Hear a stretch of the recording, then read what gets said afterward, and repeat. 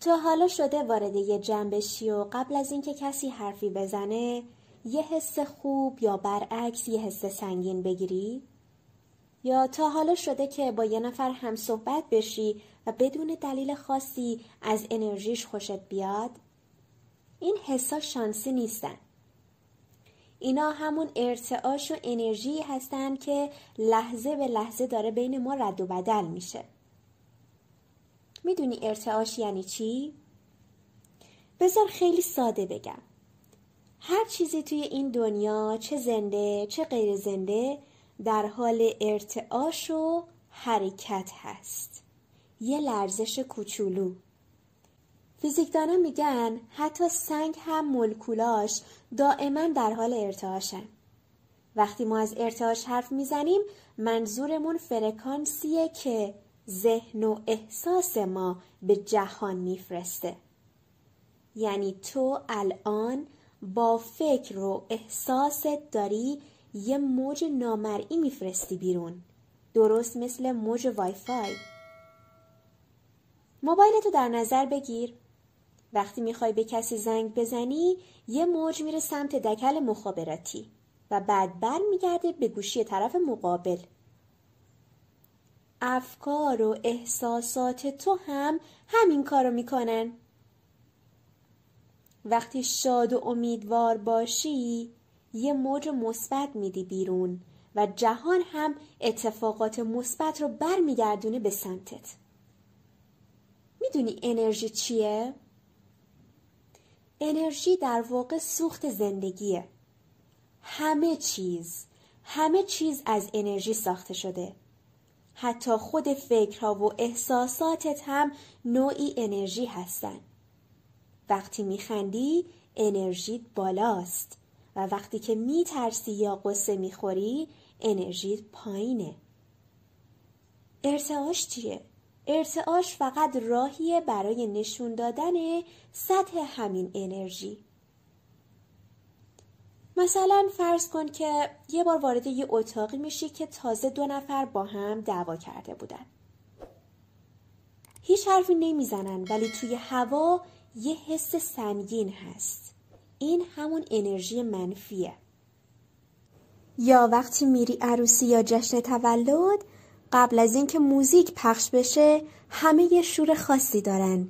این همون انرژی بالاست. چرا ارتعاش مهمه؟ ارتعاش مثل یه آهنربا عمل میکنه. هر ارتعاشی که بفرستی همون رو جذب میکنی.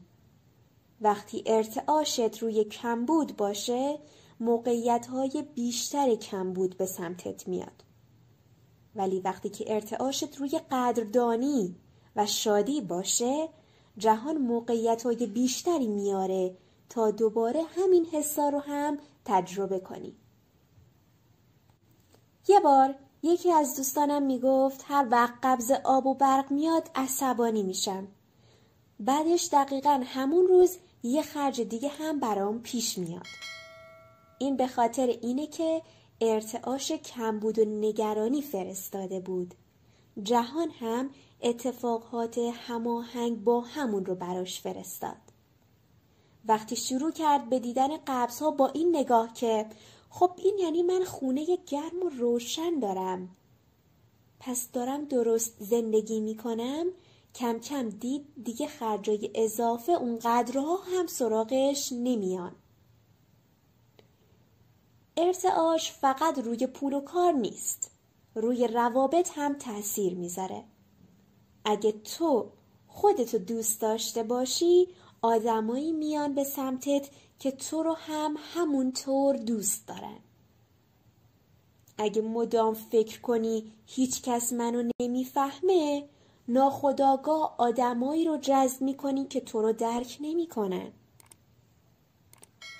به عنوان مثال دختری رو میشناسم که همیشه میگه من همیشه پسرایی جذبم میشن که جدی نیستن. خب چرا؟ چون ارتعاشش روی ترس از تنها موندن بود. وقتی شروع کرد تمرکزش رو گذاشت روی ارزش خودش و لذت بردن از تنهاییاش، کم کم آدمای جدی‌تری وارد زندگیش شدن. سوال برامون پیش میاد. چطوری ارتعاشمون رو بالا ببریم؟ میخوام چند تا تمرین عملی بهت بدم. 4. مراقبت از محیط. با آدمایی وقت بگذرون که انرژی مثبت دارن، چون ارتعاش خیلی سریع منتقل میشه. فرض کن صبح از خواب پا میشی، سرت میخوره به در کمد. 2 تا راه داری. بگی ای بابا امروز عجب روز بدیه. بعد همه چیز واقعا بد میشه، همه چیز واقعا خراب میشه، اتفاقات بد پشت سر هم برات رخ میده. اما فرض کن که بخندی و بگی چه شروع خنده داری. بعد میبینی که اتفاقات قشنگ پشت سر هم برات داره رخ میده. ارتعاش تو تعیین میکنه که ادامه روزت چطوری باشه. خیلی‌ها فکر میکنن ارتعاش یعنی فقط مثبت فکر کردن، در حالی که ما قرار نیست خودمون رو گول بزنیم. نکته اینه که وقتی حالت بده، به جای اینکه الکی زور بزنی و بگی من خوشحالم، فقط یه پله ارتعاشتو بهتر کن. مثلا از غم برو به آرامش، از آرامش برو به امید، از امید برو به هیجان. این پله پله تغییر کردن خیلی طبیعی تره.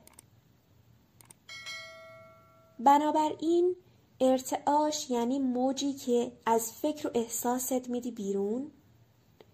انرژی یعنی همون سطح حال خوب یا حال بد تو. و جهان مثل یک آینه عمل میکنه. هرچی بفرستی همونو پس میگیری.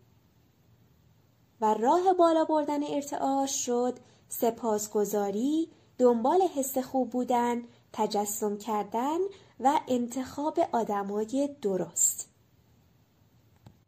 خب الان نوبت توه.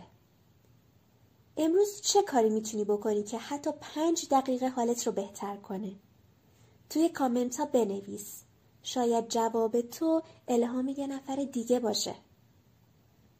دکمه سابسکرایب رو بزن، چون توی ویدیوهای بعدی میخوام تمرینای عملی بیشتری رو بهت معرفی کنم تا ارتعاشمون روز به روز بالاتر بره.